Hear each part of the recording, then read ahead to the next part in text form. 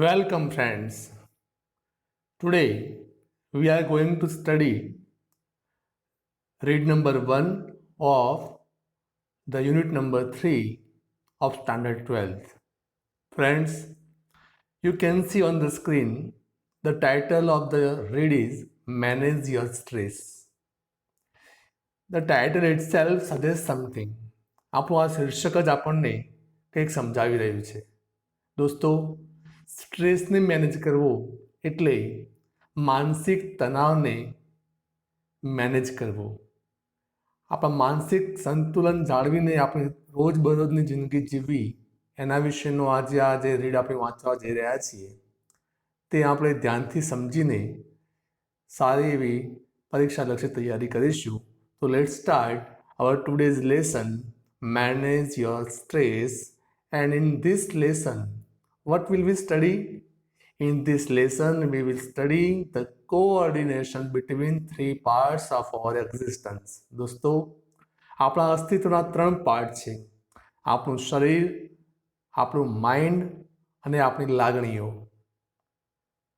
શરીર જે ભૌતિક ક્રિયાઓ કરે છે તે, માઇન્ડ જે વિચારો કરીને નિર્ણયો કરે છે તે, અને ઇમોશન્સ એટલે કંટ્રોલ વગરના વિચારો જે આપણે ધારીએ કે ન ધારીએ, ઈચ્છીએ કે ન ઈચ્છીએ તે સતત આવતા રહેતા હોય છે. તે વિચારો એટલે આપણી લાગણીઓ. દોસ્તો, you can see in the picture that there is one mind or brain. આપણે માઇન્ડ અને બ્રેઇન શબ્દ એક સરખું ગણીશું અત્યારે. અને there is one heart. Heart is a symbol of emotion. દોસ્તો, તમે જોઈ શકો છો હાર્ટ એન્ડ બ્રેઇન કઈ દિશામાં જઈ રહ્યા છે. ધીસ વે હાર્ટ એવું કોણ બોલે છે? માઇન્ડ કહે છે હાર્ટને કે હે હૃદય, આપણે આ તરફ જવાનું છે. અને એ રસ્તો કયો છે? Adult responsibilities. જે યુવાન લોકોની જે જવાબદારી હોય એ જવાબદારીનો માર્ગ આપણું માઇન્ડ આપણને દર્શાવે છે. જ્યારે આપણું હૃદય શું બતાવે છે? Utter nonsense. તમે સ્ક્રીનમાં પિક્ચર ઉપર જોઈ રહ્યા છો. અટર નોનસેન્સ એટલે કે એકદમ વાહિયાત લાગે તેવી વાહિયાત પ્રવૃત્તિઓ તરફ દોરી જતું આપણું હૃદય, આપણી લાગણીઓ, જે આપણા માટે કદાચ નુકસાનકારક પણ સાબિત થઈ શકે. દોસ્તો, આપણું અસ્તિત્વ આ રીતે ત્રણ બાબતોથી જોડાયેલું છે: આપણું શરીર, આપણું મગજ એટલે કે આપણું માઇન્ડ અને આપણી લાગણીઓ. આ ત્રણ વચ્ચે શરીર, મગજ અને આપણી લાગણીઓ વચ્ચે કોઓર્ડિનેશન ના સાચવી શકીએ તો ગડબડ થાય અને આપણે એક માનસિક રોગનો ભોગ બનીએ છીએ, જેને આપણે અંગ્રેજીમાં કહીએ છીએ સ્ટ્રેસ. અને સ્ટ્રેસનો ગુજરાતી શબ્દ છે તણાવ. માનસિક તણાવથી આપણી તંદુરસ્તી જોખમાય છે અને આપણે નવા રોગોના ભોગ બનતા હોઈએ છીએ. તો આજના આ પાઠમાં આપણે શીખીશું કે આપણા મેન્ટલ હેલ્થ માટે, આપણી મેન્ટલ હેલ્થ માટે મેન્ટલ ફ્લેક્સિબિલિટી કેવી રીતે ડેવલપ કરવી. દોસ્તો, શું શીખવાના છીએ આપણે? How to strengthen the mental flexibility. દોસ્તો, તમે આ સ્ક્રીનમાં જોઈ રહ્યા છો એક માઇન્ડ સાથેનું ચિત્ર છે અને એ માઇન્ડમાંથી કેટલાય એરો પસાર થઈ રહ્યા છે, નીકળી રહ્યા છે, અને એક પણ વિવિધ કલરના છે. ટૂંકમાં એનો સાર અથવા અર્થ એવો થાય છે કે આપણું માઇન્ડ ફ્લેક્સિબલ હોય તો જ આપણે સ્ટ્રેસ સામે ટકી શકીએ છીએ અથવા સ્ટ્રેસનો સામનો કરી શકીએ છીએ. તો સ્ટ્રેસનો સામનો કરવા માટે two handle the stress, what should be there? To handle the stressful condition of our life, our mind should be flexible. આપણું માઇન્ડ કેવું હોવું જોઈએ? ફ્લેક્સિબલ એટલે લવચીક હોવું જોઈએ, સ્થિતિસ્થાપક હોવું જોઈએ. અલગ અલગ અને વિવિધ તણાવવાળી પરિસ્થિતિઓમાં ફ્લેક્સિબલ રહી શકે અને મજબૂતીથી પરિસ્થિતિનો સામનો કરી શકે તેવું આપણું માઇન્ડ હોય એ આજના સમયની જરૂરિયાત છે. તો let's start understanding our today's read, Manage Your Stress. સૌ પ્રથમ દોસ્તો, આપણે રીડમાં આવતા અગત્યના શબ્દો સમજી લઈએ. તમે જોઈ શકો છો સ્ક્રીન ઉપર કે ટોટલી આપણે 27 વર્ડ્સ છે. ખાસ ધ્યાન દોરવાનું કે જે શબ્દોના અંગ્રેજી અર્થ પણ લખવામાં આવ્યા હોય એ અંગ્રેજી શબ્દો પરીક્ષામાં પૂછવામાં આવતા સમાનાર્થી શબ્દો કે સિમિલર મિનિંગના પ્રશ્ન માટે ખૂબ જ અગત્યના માનવા. તો સૌ પ્રથમ શબ્દ છે ડિસ્ટિંગ્વિશ કરવું. ડિસ્ટિંગ્વિશ કરવું એટલે ભેદ પારખવો, અને અંગ્રેજીમાં કહીશું differentiate. The second word is impose. Impose કરવું એટલે માથે નાખવું, એટલે ના ઉપર ધકેલી દેવું, પરાણે સોંપી દેવું, એન્ફોર્સ કરવું. Third word is rational. Rational એટલે બુદ્ધિગમ્ય અથવા લોજિકલ, તાર્કિક. The fourth word is retrieve. રિટ્રાઈવનું ગુજરાતી થશે પાછું મેળવવું. જે વસ્તુ માઇન્ડમાં સ્ટોર થઈ છે અને પાછી યાદ કરીને મેળવવી, એના બીજો શબ્દ છે regain. The fifth word is counterpart. Counterpart હોવું એટલે જોડીમાં કામ કરતા હોવું. આપણું માઇન્ડ, આપણું શરીર અને આપણી ઇમોશન્સ એ જોડીમાં એકબીજાના કાઉન્ટર પાર્ટ તરીકે, ઇક્વિવેલન્ટ તરીકે કામ કરતા હોય છે. The sixth word is exam nerves. Exam nerves એટલે પરીક્ષાની ચિંતા. મિત્ર, આપણે આ રીડમાં સમજીશું કે એક વાસ્તવિક ઉદાહરણ તમને વાંચવા મળશે જેમાં પરીક્ષાની ચિંતા દરમિયાન વિદ્યાર્થીઓની માનસિક સ્થિતિ શું હોય છે. The seventh word is written. Written કરવું એટલે યાદ કરવું અથવા રિમેમ્બર કરવું. Eighth word is resilience. Resilience એટલે ઉલ્લાસિત સ્થિતિ. મનની કેવી સ્થિતિ? ઉલ્લાસ એટલે કે આનંદમાં હોય તેવી સ્થિતિ. અને અંગ્રેજી શબ્દ છે સ્પીડી રિકવરી ફ્રોમ પ્રોબ્લેમ, એટલે કોઈ પણ આવેલી મુસીબતમાંથી બહાર નીકળવાની સ્થિતિ એને રેઝિલિયન્સ કહીશું. The ninth word is languidly. લેંગિડલીનું ગુજરાતી થાય છે મંદ અથવા ધીમું, અને બીજો અર્થ થાય છે slowly. The 10th word is hemisphere. Hemisphere એટલે ગોળાર્ધ. આપણા બ્રેઇનના બે ભાગ છે, રાઈટ સાઈડ અને લેફ્ટ સાઈડ, અને બંને ગોળાર્ધની સ્થિતિમાં એનો આકાર હોય છે, એટલે હેમિસ્ફિયર શબ્દ આવે છે. Friends, 11th word is flick. Flick કરવી એટલે ટપલી મારવી. શું એ શક્ય બની શકે કે આપણે મગજમાં આવતા વિચારોને ટપલી મારીને બંધ કરી શકીએ? માથામાં ટપલી મારીએ કોઈ સ્વિચની જેમ અને વિચારો આવતા બંધ થઈ જાય, એ શક્ય છે ખરું? ફ્લિક શબ્દ યાદ રાખજો. 12th word is tease. Tease એટલે ગભરામણ, nervous excitement. 13th word is anticipate કરવું. એન્ટિસિપેટ કરવું એટલે આગાહી કરવી, અને અંગ્રેજી શબ્દ છે ફોરકાસ્ટ અથવા પ્રેડિક્ટ કરવું. રાઈટ સાઈડમાં 14th વર્ડ છે ફ્રેન્ટિક. ફ્રેન્ટિકનું ગુજરાતી થાય છે ચિંતાગ્રસ્ત અથવા એજિટેટેડ. આપણે જ્યારે બહુ જ રઘવાયા હોઈએ છીએ, ત્યારે સ્ટ્રેસફુલ હોઈએ છીએ, ત્યારે આપણી સ્થિતિ ચિંતાગ્રસ્ત હોય છે અથવા ફ્રેન્ટિક સ્થિતિ હોય છે આપણી. The 15th word is shattered. Shattered હોવું એટલે કેવા હોવું? થાકેલા, ટાયર્ડ અને અપસેટ હોવું.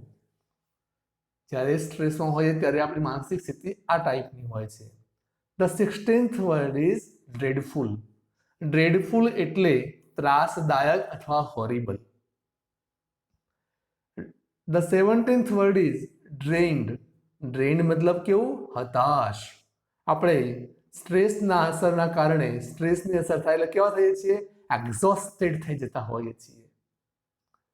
અને 18th વર્ડ ઇઝ કોન્સિક્વન્સી. કોન્સિક્વન્સીનું ગુજરાતી થાય છે પરિણામ. સ્ટ્રેસનું પરિણામ આપણને નુકસાનકારક સાબિત થતું હોય છે. 19th word is હિપ્નોસિસ.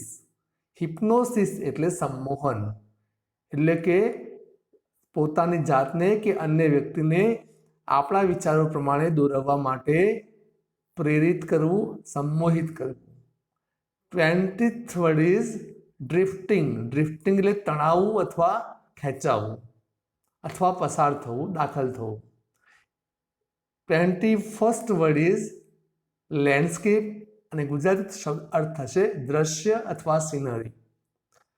22nd perspective. Perspective એટલે દ્રષ્ટિકોણ અથવા વ્યૂ પોઈન્ટ. 23rd hectic. હેક્ટિકનું ગુજરાતી થાય છે અવિશ્રાંત, ખૂબ જ બિઝી, ખૂબ જ શું કહી શકીશું એના માટે? એકદમ જ બિઝી હોવું અથવા બેચેન અને અશાંત હોવું. 24th word is pessimism. Pessimism એટલે નકારાત્મક વિચારો, નેગેટિવ થિંકિંગ. જ્યારે આપણે હતાશ હોઈએ છીએ ત્યારે, ચિંતાગ્રસ્ત હોઈએ છીએ ત્યારે સ્ટ્રેસના કારણે નકારાત્મક વિચારો એટલે કે પેસિમિઝમનો ભોગ બનતા હોઈએ છીએ. 25th વર્ડ કયો છે? ક્રાઇસિસ. ક્રાઇસિસ એટલે કટોકટી અથવા વરિંગ ટાઈમ, ચિંતાનો સમય. જે સમયે આપણે ચિંતાગ્રસ્ત હોઈએ છીએ ત્યારે એ સમયને શું કહેવાશે? ક્રાઇસિસ ટાઈમ કહેવાશે. 26th શબ્દ છે ઇલેશન. ઇલેશન એટલે ઉલ્લાસિતા અથવા ખૂબ જ આનંદ અથવા ખુશી. The last word is tangle up. Tangle up એટલે ગૂંચવાયેલ અથવા ટ્રેપ થઈ ગયેલ, કન્ફ્યુઝ થઈ ગયેલ. દોસ્તો, આપણે આ રીડમાં આવતા અગત્યના શબ્દોને બરાબર યાદ રાખીશું અને પરીક્ષા માટેનો ઉપયોગ કરીશું. હવે આપણે રીડમાં આવતા તમામ મુદ્દાને સમજવા પ્રયત્ન કરીશું. Friends, on the screen we have two pictures. On the left side, the first picture is an imbalance between the mind and the emotion. લાગણીઓ અને આપણા માઇન્ડ વચ્ચે જો ઇમ્બેલેન્સ થાય તો કેવી સ્થિતિ આવે તમે જોઈ શકો છો. ઇમ્બેલેન્સ થાય તો આપણું જીવન અસ્તવ્યસ્ત થઈ શકે છે. You can see the another picture also. બીજું એક પિક્ચર તમે જુઓ છો. હૃદયની લાગણીઓથી આપણે દોરવાઈને જ્યારે કોઈ કાર્ય કરીએ છીએ ત્યારે આપણા માઇન્ડની સ્થિતિ કેવી થાય છે તમે જોઈ શકો છો. એ ઘસડાતું હોય તેવું, થાકી જતું હોય તેવું અને છેવટે હતાશ થઈને હારી જતું હોય તેવું દ્રશ્ય જેમાં પિક્ચરમાં જોવા મળે છે એવું વાસ્તવિક આપણી સાથે બનતું હોય છે. હા દોસ્તો, તો પ્રશ્ન થાય છે જે રીડમાં આવે છે કે what is closely connected with mind. આપણા માઇન્ડ સાથે સૌ ખૂબ જ ક્લોઝલી કનેક્ટ થયેલી બાબત કઈ છે? તો 3 બાબતો એવી છે એકબીજા સાથે કનેક્ટેડ. યાદ રાખીશું આપણે. Mind, body and emotions are closely interlinked થયેલી છે, એટલે કે એકબીજા સાથે લિંક થયેલી છે. દોસ્તો, ખાસ ધ્યાન રાખજો, મહત્વની બાબત છે. They are closely connected.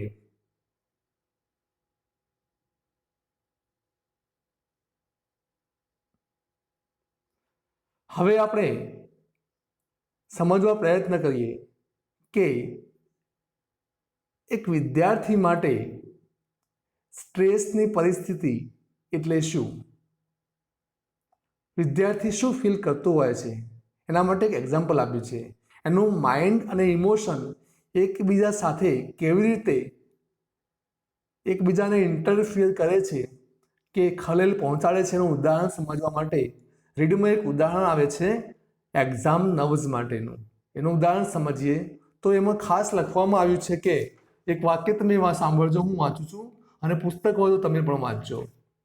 લખ્યું છે, a good example of the interaction between mind and emotions is exam nerves.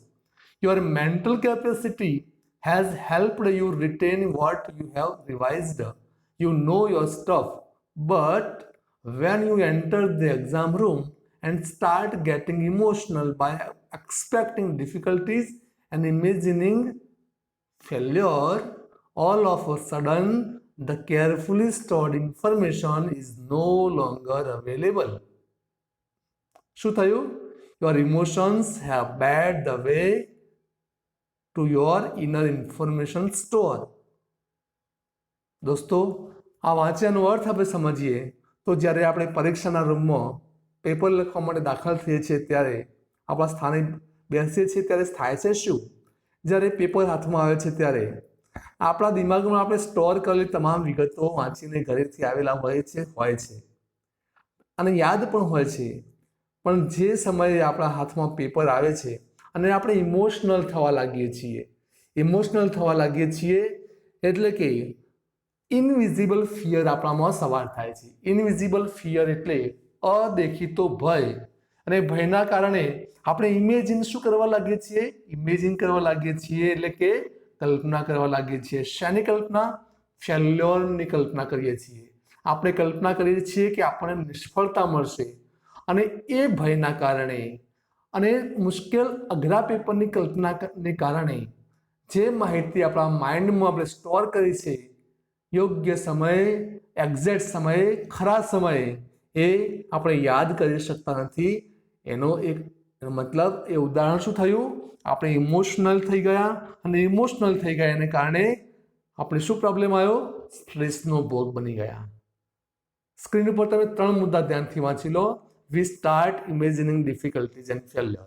જ્યારે ઇમોશનલ બની છે ત્યારે શું થાય છે? આપણે મુશ્કેલીની કલ્પનાઓ કરીએ છીએ, નિષ્ફળતાઓની કલ્પનાઓ કરીએ છીએ. એટલે કે આપણી લાગણી આપણા માઇન્ડને અવરોધે છે, અને we can not remember the information that was revised previously. જે રિવિઝન ઘરેથી કરીને આવ્યા છીએ તે આપણે રિમેમ્બર કરી શકતા નથી. શું થયું આમાં? The emotion of fear bears the way of mind. હા દોસ્તો, આપણી લાગણીઓએ આપણા માઇન્ડને બેર કરી નાખ્યું, બ્લોક કરી દીધું, અને વચ્ચે ફિયરનો અવરોધ મૂકી દીધો. આને કહેવાય સ્ટ્રેસફુલ કન્ડિશન. દોસ્તો, શું તમે આવી પરિસ્થિતિ અનુભવો છો? ટેક્સ્ટ બુકમાં 28 નંબરના પેજ ઉપર કેટલાક લક્ષણો એમાં લખ્યા છે, અને અહીંયા સ્ક્રીન ઉપર તમે જોઈ શકશો કે થાય છે શું? ઇમોશન્સ એન્ડ માઇન્ડ ઇમ્બેલેન્સ થાય છે. જે આપણા અસ્તિત્વનો રેશનલ પાર્ટ હતો આપણું બ્રેઇન, આપણું માઇન્ડ, જે આપણને બુદ્ધિપૂર્વકના નિર્ણયો કરવામાં હેલ્પ કરતું હતું, બરાબર, એને આપણે અવરોધ્યું આપણી ઇમોશનના કારણે. તેથી આપણે યોગ્ય નિર્ણયો અને યોગ્ય એક્ટિવિટી કરી શકતા નથી, અને કામ બગડે છે. દોસ્તો, તમે નેક્સ્ટ મુદ્દો જુઓ છો. હવે એક્ઝામ્પલનું એક્ઝામ્પલ સાંભળ્યા બાદ, એ ઉદાહરણને વાસ્તવિક જીવનમાં વિચાર્યા બાદ આપણે આપણા માઇન્ડને સમજવું જરૂરી છે. માઇન્ડ શું કરે છે? માઇન્ડ એટલે શું? Mind performs. દોસ્તો, સ્ક્રીન ઉપર વાંચી શકો છો. એક પિક્ચરનો પહેલા અભ્યાસ કરી લો. બ્રેઇન લખેલું છે, બ્રેઇનના ફંક્શન લખ્યા છે. સમજજો કે આપણા માઇન્ડના ફંક્શન છે. એમાં પણ રાઈટ સાઈડનું બ્રેઇન અને લેફ્ટ સાઈડના બ્રેઇન માટે 2 અક્ષરો છે, આર અને એલ. આર મીન્સ રાઈટ અને એલ મીન્સ લેફ્ટ. જમણી સાઈડનું દિમાગ આપણું શું કરે છે? કલર ઓળખે, અવાજની રિધમ સમજે, ડે ડ્રીમિંગ કરે, એટલે દિવા સપનો જુએ. જમણી સાઈડનું દિમાગ આપણું ઇમેજિનેશન એટલે કલ્પનાઓ પણ કરે, મૂવમેન્ટ, આંખની મૂવમેન્ટ પણ કરાવે, અને અલગ અલગ પરિમાણની સમજૂતી પણ લે, ડાયમેન્શન સમજે, મ્યુઝિકને પણ સમજે. આ કામ થયું રાઈટ સાઈડના બ્રેઇનનું અથવા માઇન્ડના એક ભાગનું. હવે જુઓ તમે, એ જ પિક્ચરમાં લેફ્ટ સાઈડનો બ્રેઇનનો ભાગ જે છે શું કામ કરે છે? એ શું કરશે? વર્ડ્સને સમજે છે, એટલે કે ભાષા સમજે છે, નંબરને સમજે છે, આંકડાકીય માહિતીને સમજે છે, બરાબર, અને લિસ્ટ બનાવવાનું કામ કરે છે. માહિતીને ક્રમમાં ગોઠવીને યાદી બનાવે, સૂચન કરે, લોજિકથી વિચારે, એ પણ કામ કોણ કરશે? ડાબી સાઈડનું દિમાગ. એનાલિસિસનું કામ પણ કોણ કરશે? આપણું બ્રેઇન કરે છે, એ પણ લેફ્ટ સાઈડનું. બીજી વસ્તુ, જે માહિતી દિમાગમાં સ્ટોર થઈ એને ઓર્ડરમાં ગોઠવવાનું કામ, ક્રમમાં 1 2 3 ABCD એવા ક્રમમાં ગોઠવવાનું કામ પણ કોણ કરશે? આપણું માઇન્ડનું લેફ્ટ સાઈડનો ભાગ કરતું હોય છે. અને છેલ્લો મુદ્દો છે ભાષા, લેંગ્વેજ. લેંગ્વેજ સમજવાનું કામ અને લેંગ્વેજ પ્રમાણે અભિવ્યક્ત કરવાનું કામ પણ બ્રેઇન કરતું હોય છે. બ્રેઇન એ આપણા માઇન્ડનો જ એક હિસ્સો સમજીશું આપણે. માઇન્ડનો અર્થ આપણે શું લેવાનું છે? આપણો વિચારશીલતા, વિચાર શક્તિ. દોસ્તો, રીડમાં આપણા માઇન્ડની કેટલીક કેપેસિટીની વાત કરી છે. જો હું એની વાત કરું તો સ્ક્રીન ઉપર તમે વાંચી શકો છો. Mind performs through its mental capacities like ability to concentrate, ધ્યાન કેન્દ્રિત કરે, ટેક ઇન ન્યૂ ઇન્ફોર્મેશન, નવી માહિતીને ગ્રહણ કરે, remember old and new information, જૂની અને નવી માહિતીને યાદ રાખવાનું કામ કરે. થિંક લોજિકલી, બુદ્ધિપૂર્વક વિચારવાનું કામ કરે. મેક અનઇમોશનલ ચોઇસીસ, એટલે કે લાગણીશીલતા વગરની બુદ્ધિગમ્ય પસંદગીઓ કરી શકે. સ્ટોર એન્ડ રિટ્રાઈવ ઇન્ફોર્મેશન, માહિતીને સ્ટોર કરવી અને જરૂર પડે એ સ્ટોર થયેલી માહિતીને યાદ કરીને બહાર લાવી એ કામ પણ માઇન્ડ કરે. એન્ડ ઓર્ડર એન્ડ કેલ્ક્યુલેટ, આપણું માઇન્ડ માહિતીને ક્રમમાં ગોઠવે અને કેલ્ક્યુલેશન પણ કરે, એટલે કે ગણતરીનું કામ પણ કરતું હોય છે. હા દોસ્તો, આ વાત થઈ આપણા માઇન્ડની. હવે બીજો મુદ્દો જોડાયેલો છે એમાં, જે ટેક્સ્ટમાં આપણે વાંચીશું અને વાંચી શકીએ છીએ, તમે પણ વાંચતા હશો. માઇન્ડની કેપેસિટીનો આપણે ક્યાં ઉપયોગ કરીએ છીએ? Where do we need our mental capacity? આપણે માનસિક ક્ષમતાઓનો ઉપયોગ ક્યાં કરીએ છીએ? તો લખ્યું છે ટુ સ્ટડી, અભ્યાસમાં ઉપયોગ કરીએ. ટુ વર્ક, કામ કે કાર્યો પાર પાડવામાં એનો ઉપયોગ કરીએ, અલગ અલગ વિવિધ પ્રવૃત્તિઓમાં. To impose a constructive and workable order, અલગ અલગ પ્રવૃત્તિઓને બુદ્ધિપૂર્વક વિચારીને યોગ્ય ક્રમમાં ગોઠવીને સ્ટેપ નક્કી કરીએ છીએ, જેથી યોગ્ય પરિણામ આપણને મળે. અને છેલ્લે make rational day to day decisions, બુદ્ધિગમ્ય રોજબરોજના નિર્ણયો પણ આપણે માઇન્ડ દ્વારા કરતા હોઈએ છીએ. જેમ કે એક ઉદાહરણ આપણા રીડમાં આવે છે કે વરસાદનો સમય હોય, હું એ પેરેગ્રાફ વાંચું છું, સાંભળજો બરાબર. For example, if you had the choice of walking to work or taking the car. જુઓ, તમારે કામે જવાનું હોય તો તમારી પાસે બે ચોઈસ હોય, જેમ કે તમે ચાલીને જઈ શકો છો, કાર લઈને પણ જઈ શકો છો. હવે નિર્ણય આપણું માઇન્ડ કરે છે કે કાર લઈને જવું કે ચાલીને જવું. તો વિચારીએ છીએ, આગળનું વાક્ય વાંચીએ. The fact that it was raining hard, વરસાદ ભારે ચાલુ છે. તો હવે નિર્ણય શું કરશે mind? You had a cold, તમને શરદી પણ થયેલી છે. It could lead you to the decision that, અને એ વરસાદ અને શરદીના કારણે તમારું માઇન્ડ તમને કયા નિર્ણયો પર લઈ જશે? Decision that it was better to take the car. આપણે શું નિર્ણય કરીશું એ વખતે? માઇન્ડથી કાર લઈને જવાનો નિર્ણય કરીશું. આ કામ થયું માઇન્ડનું. That would be a rational decision based on the current circumstances. હયાત સામેની પરિસ્થિતિનો અભ્યાસ કરીને આપણું માઇન્ડ બુદ્ધિગમ્ય નિર્ણયો કરવાનું કામ કરે છે. દોસ્તો, આપણે આ સ્લાઇડમાં સમજ્યા કે માઇન્ડ એટલે શું. હવે દોસ્તો, જે વાત હતી કે એક્ઝામના રૂમમાં પ્રવેશતો વિદ્યાર્થી સ્ટ્રેસનો ભોગ કેવી રીતે બનતો હોય છે, એનું ઉદાહરણ તમે સમજ્યા.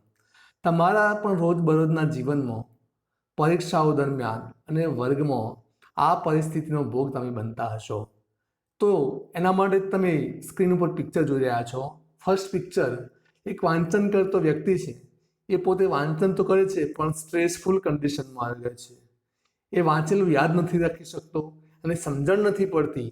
આ સ્થિતિનો ભોગ છે, સ્ટ્રેસની ઉદાહરણ છે. ધ સેકન્ડ પિક્ચર, એ પણ એક વાંચતા વિદ્યાર્થીનું પિક્ચર છે. એ હતાશ થઈ ગયો હોય અને માથું નીચે નમાવીને બેઠો હોય. You can see this. It is also an example of stress. In the last picture in the exam room, જે આપણે એક્ઝામ્પલ સાંભળ્યું હતું, ઉદાહરણ સાંભળ્યું હતું, એ જ વાત અહીંયા આવી. પરીક્ષા શરૂ થઈ નથી, વિદ્યાર્થી ગભરાઈ ગયો and he ran away out of the room. એવું તમે પિક્ચર જોઈ રહ્યા છો. તો સિમ્પટમ્સ ઓફ સ્ટ્રેસ છે આ બધા તણાવના ચિહ્નો છે. તો તણાવના ચિહ્નો કેવા હોય? તેનું લિસ્ટ તમે વાંચી શકો છો. Difficulty in concentration on things, આપણે યોગ્ય બાબત ઉપર ધ્યાન કેન્દ્રિત કરી શકવામાં મુશ્કેલી અનુભવીએ છીએ. વી ફર્ગેટ ધ થિંગ્સ ફ્રિકવન્ટલી, જે યાદ રાખેલું હોય એ ભૂલી જવાય છે અને ફરીથી યાદ આવતું નથી. આવી વારંવાર ભૂલી જવાની ઘટના બનવી, જેમ પરીક્ષામાં તૈયારી કરતા હોઈએ છીએ ત્યારે આપણને અનુભવ થતો હોય છે. We have lots of things in mind but can't grasp a clear thought. શું બને છે દોસ્તો? દિમાગમાં ઘણું બધું હોય, આપણને ખ્યાલ પણ છે કે મને આવડે છે, પ્રશ્નનો જવાબ આવડે છે, પણ એક્ઝેક્ટ ચોક્કસ થોટ યાદ કરીને આપણે રજૂ કરી શકવામાં મુશ્કેલી અનુભવીએ છીએ. યોગ્ય વિચારને પકડી શકતા નથી, એ પણ એક સ્ટ્રેસની નિશાની છે.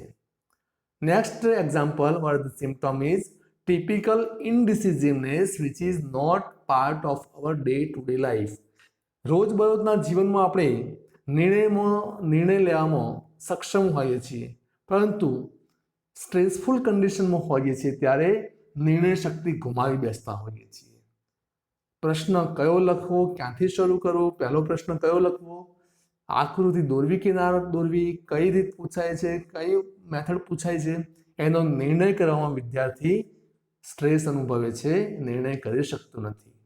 અને લાસ્ટ ચિહ્ન છે દોસ્તો, take too much to do task, એટલે કે જે કામ એ ચપટી વગાડતા કરી શકતા હોય છે એ કામ પૂરું કરવામાં એ વધુ લાંબો સમય લેવો પડે છે. આ ચિહ્નો છે સ્ટ્રેસફુલ મેન્ટલ કન્ડિશનના. દોસ્તો, આવી મેન્ટલ સ્ટ્રેસફુલ કન્ડિશનમાંથી આપણે બચવા માટે કે છૂટવા માટે માઇન્ડ કેવું હોવું જોઈએ? ફ્લેક્સિબલ હોવું જોઈએ, સ્ટ્રોંગ હોવું જોઈએ.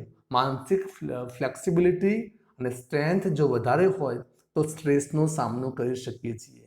દોસ્તો, જીવનમાં સ્ટ્રેસફુલ કન્ડિશનને આપણે ટાળી ના શકીએ, ચેલેન્જીસને આપણે રોકી ના શકીએ. ચેલેન્જ એ આપણા જીવનનો, રોજબરોજના જીવનનો ભાગ છે, એટલે નથી ભાગવાનો કોઈ મુદ્દો નથી, વાત છે એનો સામનો કરવાની. તો આજે આપણે હવે સમજીશું કે મેન્ટલ સ્ટ્રેસનો સામનો કેવી રીતે કરાય.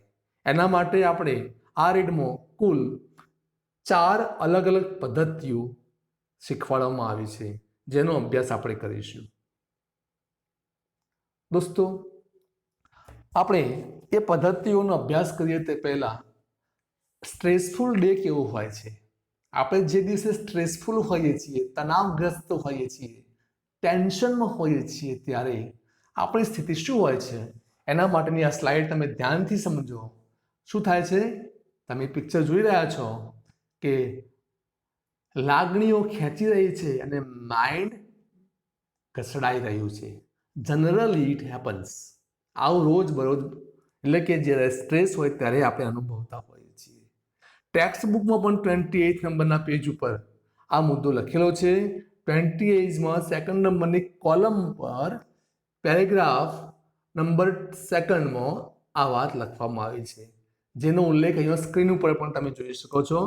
સ્ટ્રેસફુલ ડે હોય, જે દિવસે સ્ટ્રેસમાં હોઈએ આપણે, તો આપણને કેવું ફીલ થાય છે? વી ફીલ ટેન્શન ઓફ what?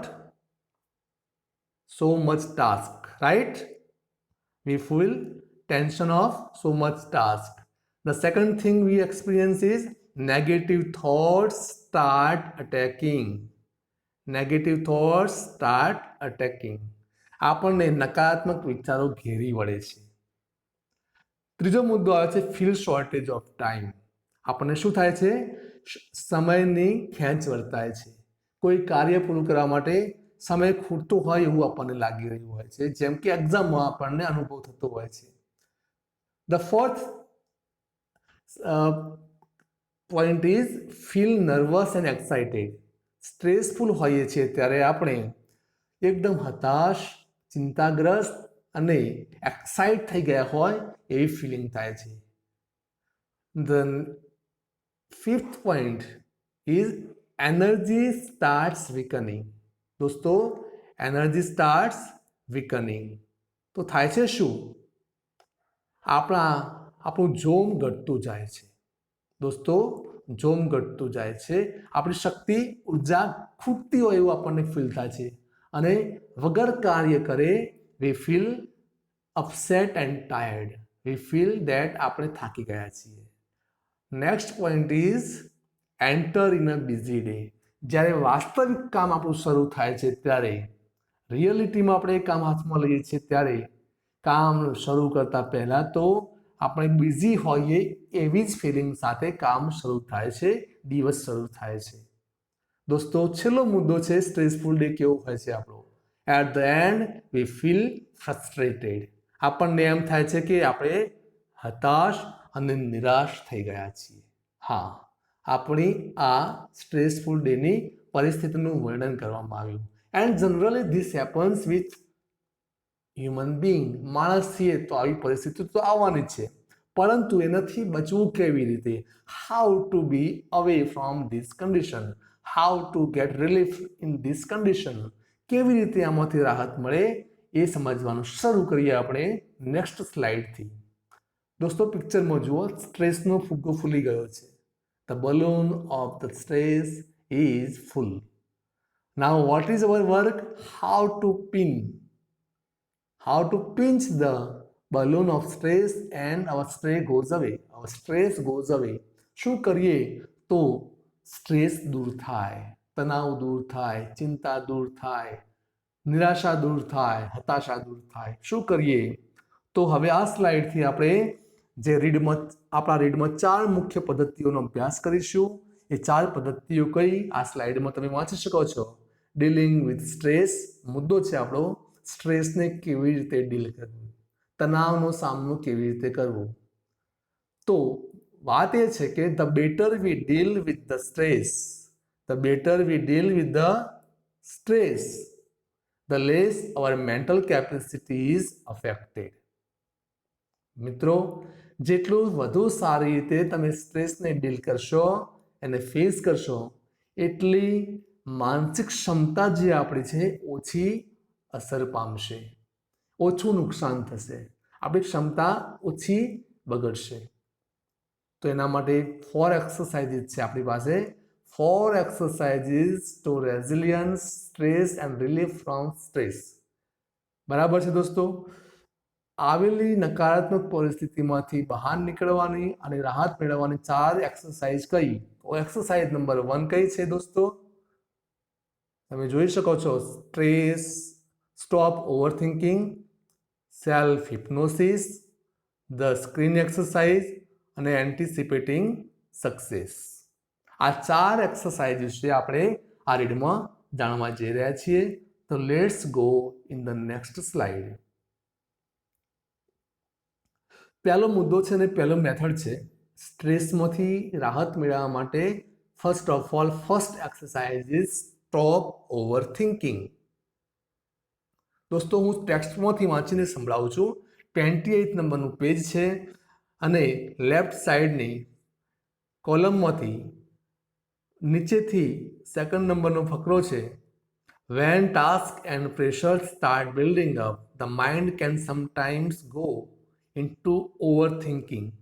જ્યારે કામનું બોજ વધતો જાય છે, દબાણ વધતું જાય છે, ત્યારે આપણું માઇન્ડ ઓવરથિંકિંગનો ભોગ બને છે. વધારે પડતા બિનજરૂરી વિચારો આવવા લાગે છે અને આપણને એવો વિચાર આવે છે કે I wish there was a switch in my head that I could flick and turn off all the thoughts going around in my mind. શું વિચાર આવે છે? આપણને એમ થાય છે કાશ મારા માઇન્ડમાં, મારા માથામાં એક એવી સ્વિચ હોત જેના પર હું ટપલી મારું અને બધા વિચારો આવતા બંધ થઈ જાય. It is not that easy friends. એ એટલું સહેલું કામ નથી દોસ્તો. ધેર ઇઝ અ ટેકનિક, અને ટેકનિક કઈ છે? Stop overthinking. તો સ્ટોપ ઓવરથિંકિંગ હોય ત્યારે આપણે થાકેલા હોઈએ છીએ, આપણને વિચારો બંધ કરવા હોય છે. તમે પિક્ચર જુઓ, બંને પિક્ચર 2 કાર્ટૂન છે, બંને કાર્ટૂન એક જ વ્યક્તિના માનવા અને કહે છે, શું સલાહ આપે છે? સે યોર સેલ્ફ રિપીટેડલી, સે યોર સેલ્ફ રિપીટેડલી. શું કહે છે? Don't take it to hard. આટલું બધું વિચારીશ નહીં. I have done a lots of stupid things in my life two. મારા જીવનમાં પણ કેટલાય મૂર્ખામીપૂર્ણ કાર્યો, નિર્ણયો મેં કરેલા છે. એટલે ઓવરથિંકિંગ નહીં કરવાનું. આ એક કોન્સોલેશનનું પિક્ચર છે, આશ્વાસન આપતા 2 મિત્રોનું પિક્ચર છે. આપણે આપણી જાતને કોન્સોલિંગ કરવાનું છે, એટલે કે કહેવાનું છે. શું કહેવાનું છે? હવે વાંચો, વારંવાર તમારી જાતને આ વાત સંભળાવો. ગ્રીન બોક્સમાં લખાયેલું વાત તમે વાંચો. I have no expectation and I will deal with whatever happens when it will happen. When it happens. દોસ્તો આપણે શું કરીશું? ખાસ ધ્યાન રાખજો કે તમારે આ વસ્તુમાં ખાસ ધ્યાન રાખવાનું છે કે આઈ હેવ નો એક્સપેક્ટેશન. શું બોલવાનું છે? મારે કોઈ એક્સપેક્ટેશન એટલે કે અપેક્ષા નથી. જ્યારે જે પરિસ્થિતિ આવશે એ સમયે એને હું ડીલ કરીશ, એનો સામનો કરીશ, ફેસ કરીશ. આ પ્રમાણે આપણે લખવાનું છે, સમજવાનું છે. આ એક મંત્ર છે દોસ્તો. ઇટ ઇઝ અ મંત્ર ટુ રિલીવ ફ્રોમ સ્ટ્રેસ.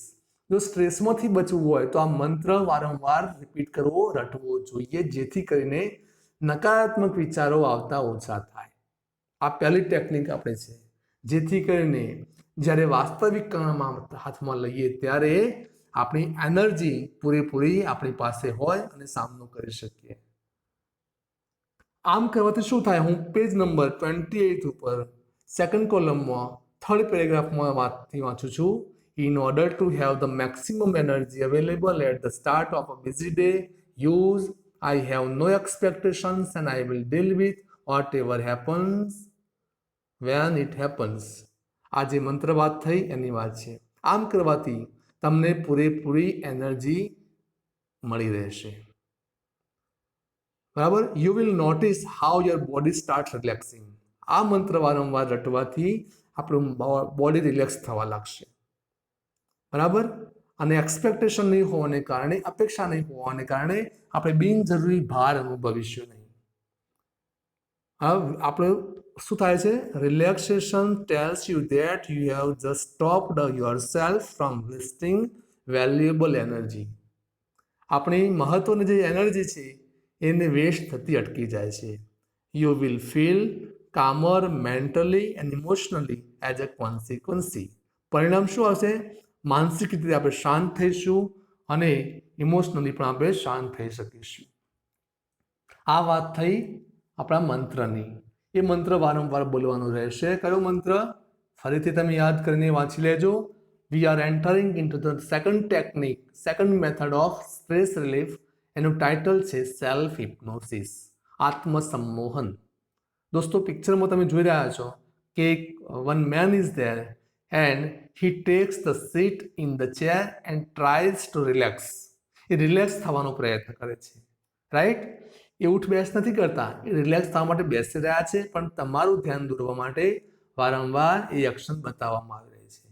તો સેલ્ફ હિપ્નોસિસની પદ્ધતિમાં, એ એક્સરસાઇઝમાં કુલ્લે આપણે કેટલા સ્ટેપ્સમાંથી પસાર થવાનું છે તમે જોઈ શકો છો સ્ક્રીન ઉપર.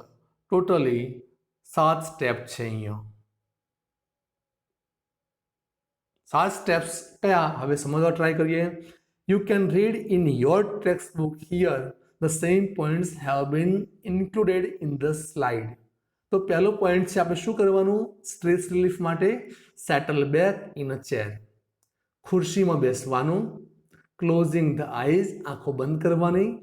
પછીનું સ્ટેપ મહત્વનું છે, start counting from 99 to 70 reverse, like 98, 97, 96. આ રીતે સ્લોલી તમારે કાઉન્ટિંગ મનમાં કરવાનું છે. ખાસ ધ્યાન રાખવાનું, જે અંડરલાઈન કરવામાં આવે એ વસ્તુ પર ધ્યાન આપો કે કેવી રીતે તમારે કાઉન્ટિંગ કરવાનું. Slowly as your slow breath.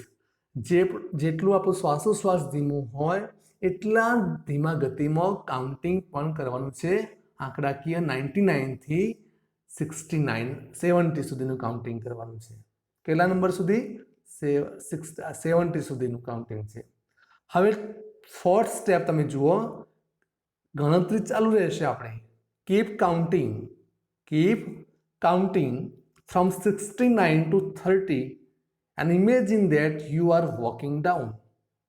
હવે 69 થી 30 સુધીના આંકડા બોલતી વખતે ઇમેજિનેશન કરવાની છે, કલ્પના કરવાની. કેવી કલ્પના?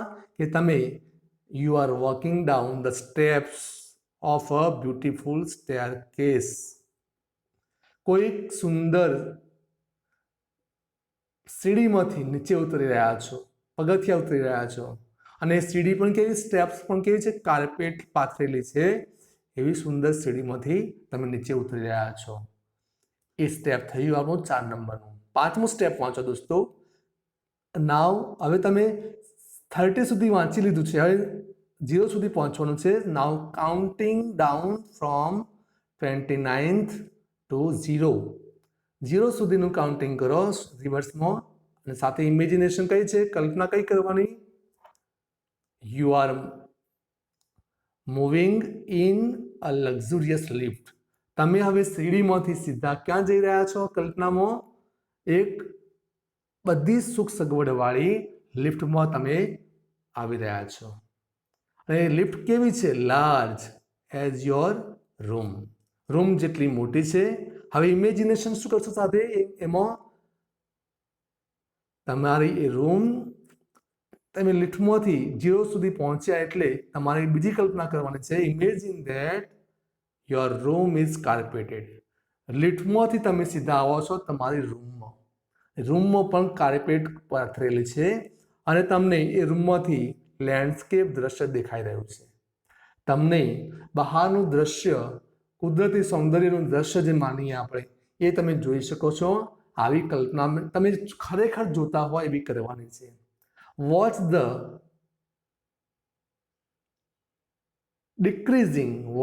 decreasing steadily in time with your breathing.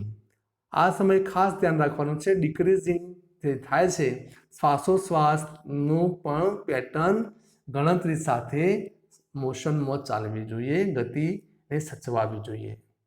દોસ્તો હવે નેક્સ્ટ પોઈન્ટની વાત કરીએ આપણે તો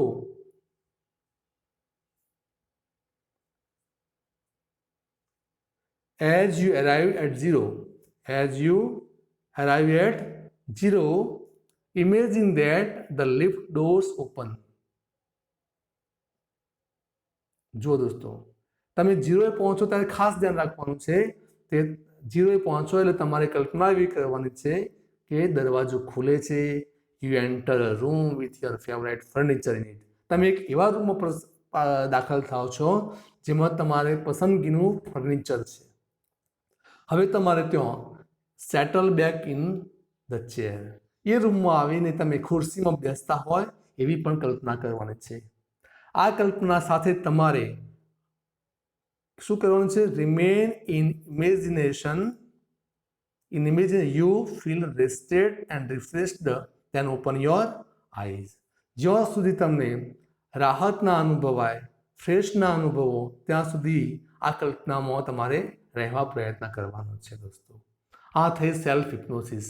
સેલ્ફ હિપ્નોસિસના 99 થી 0 સુધીનું કાઉન્ટિંગ દરમિયાન 3 સ્ટેપમાંથી પસાર થવાનું છે. એ 3 સ્ટેપમાં આપણી બ્રિધિંગ પેટર્ન બદલાય છે. જુઓ, શરૂઆતની બ્રિધિંગ પેટર્ન ધીમી હતી, સ્લો હતી.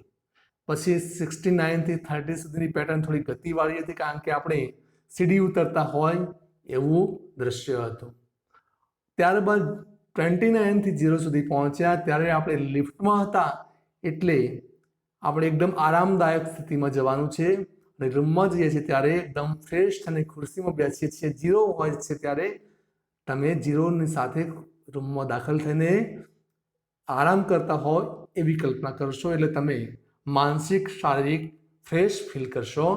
એનાથી માનસિક રાહત મળે છે.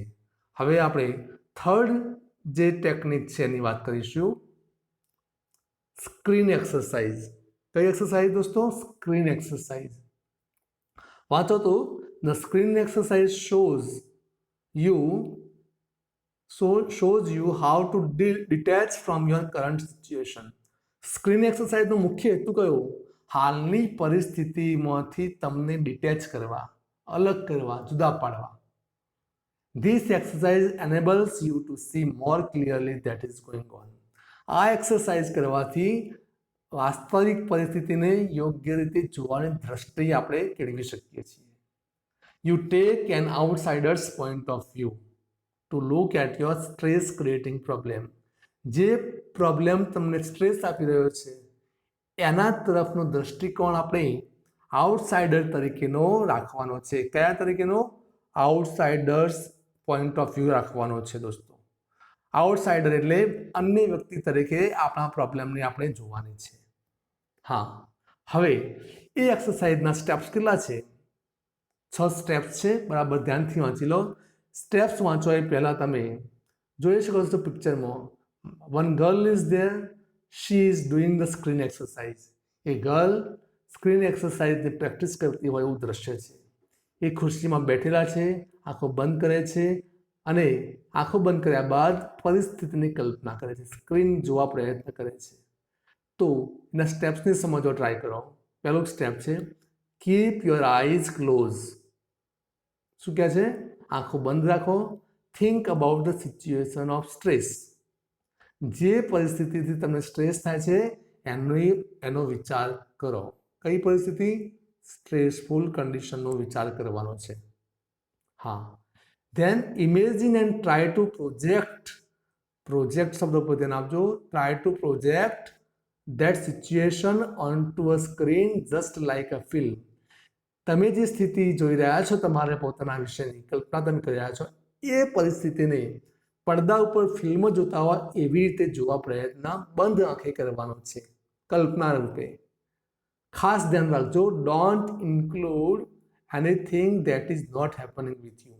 જે ઘટના નથી બની એવી એક પણ ઘટના તમારી કાલ્પનિક ફિલ્મમાં સામેલ થવા દેવી નહીં.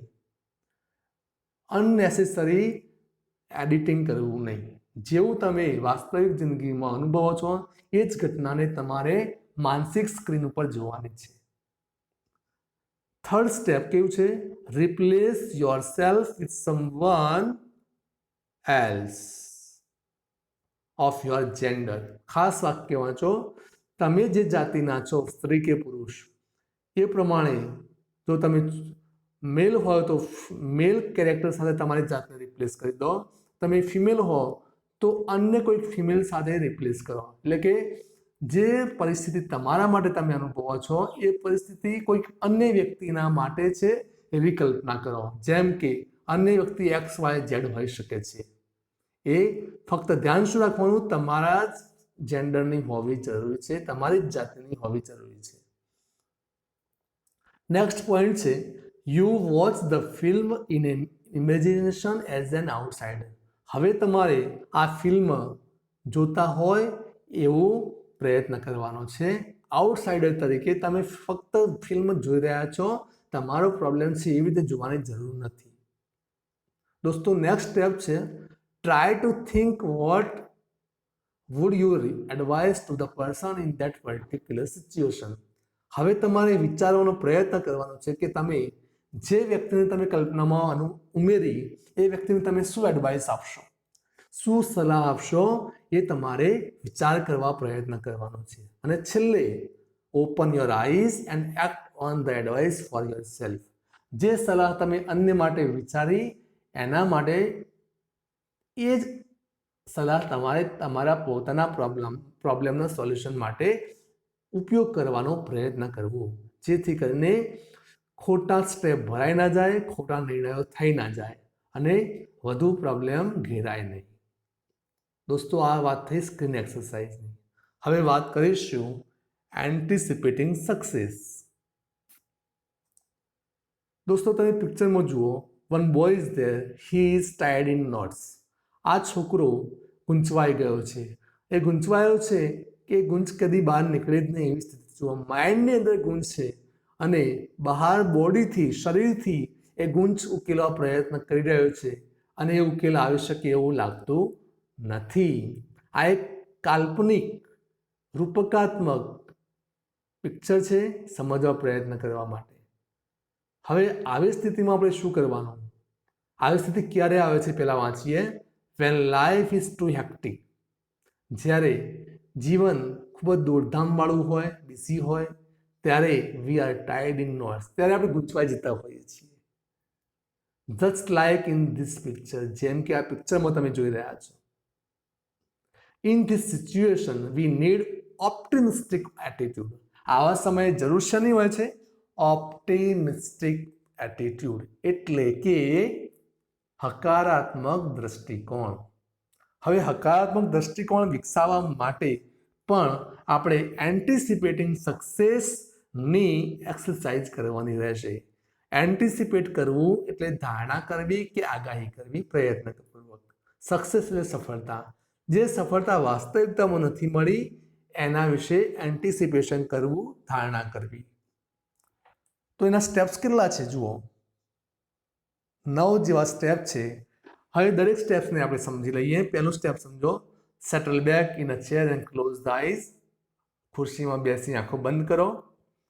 Imagine that you have achieved something. હવે તમે કલ્પના કરો કે તમને કોઈક મોટી સિદ્ધિ મળી ગઈ છે. બરાબર, ખાસ અંડરલાઈન કરું છું એ વાત ઉપર. દોસ્તો ધ્યાનથી જુઓ, જે વસ્તુ પર તમારું ધ્યાન દોરવામાં આવે અંડરલાઈન ધ્યાનથી જુઓ. ખાસ ધ્યાન કરું છું that you have achieved something. તમે કંઈક પ્રાપ્ત કર્યું છે એવી કલ્પના કરો. And try to experience and enjoy the resulting feeling of relief and elation. તમે સફળતા મેળવી છે અને તમે હવે જે આનંદ એનો મળવાનો હોય, જે રાહત તમને મળવાની હોય એને માણવા પ્રયત્ન કરો, એનો ફીલ કરવા પ્રયત્ન કરો. થર્ડ સ્ટેપ છે, keep yourself connected with those positive feelings and bring them here and now. તમે જે પોઝિટિવ ફિલિંગ અનુભવવાનું શરૂ કર્યું કલ્પનામાં, એને વારંવાર યાદ કરવા પ્રયત્ન કરો, એને જ રિપીટ કરવા પ્રયત્ન કરો. હવે શું કરવાનું? Next step, open your eyes. આંખો ખોલી દેવાની. ખાસ વાતનું ધ્યાન રાખજો, don't worry about how the situation will resolve in reality. તમારે એ ચિંતા નથી કરવાની કે વાસ્તવિક જિંદગીમાં તમારા પ્રોબ્લેમ કેવી રીતે સોલ્વ થશે. અહીંયા આ એક એક્સરસાઇઝ છે જેમાં તમારે ચિંતાઓ નથી કરવાની. તમારે ચિંતાઓમાંથી મુક્તિ મેળવવા માટે અન્ય એક પ્રેક્ટિસ કરવાની છે. હવે શું કરશો? Your focus should B positive, on positivity. તમારું ફોકસ ક્યાં હોવું જોઈએ? હકારાત્મક દ્રષ્ટિકોણ તરફ હોવું જોઈએ, નહીં કે નેગેટિવ વિચારો ઉપર. If you have more than one positive outcomes, then hang on one thought today and the other thought the next day. તમને એક કરતાં વધુ હકારાત્મક વિચારો અને પરિણામ મળતા હોય તો એકી સાથે બધા વિચારોને એન્જોય ન કરતા આજે એક અને બીજા દિવસે અન્ય વિચારને માણવાનો પ્રયત્ન કરો, એનો આનંદ લેવો, એટલે રિલેક્સ થઈ શકાય. આનાથી શું થશે? It will clear negative thoughts from your mind. આમ કરવાથી આપણામાંથી નકારાત્મક વિચારો માઇન્ડમાંથી દૂર થશે. મિત્રો, આપણે અત્યારે આ યુનિટના આ રીડમાં મેનેજ યોર સ્ટ્રેસના યુનિટમાં તણાવમાંથી કેવી રીતે મુક્ત થવાય એ સમજ્યા અને 4 મહત્વની પદ્ધતિ કે ટેકનિક વિશે વાત કરી. આશા રાખીએ છીએ કે તમને આ ટેકનિક વિશે સમજણ પડી હશે અને સારી એવી તૈયારી હવે તમે કરી શકશો. આભાર.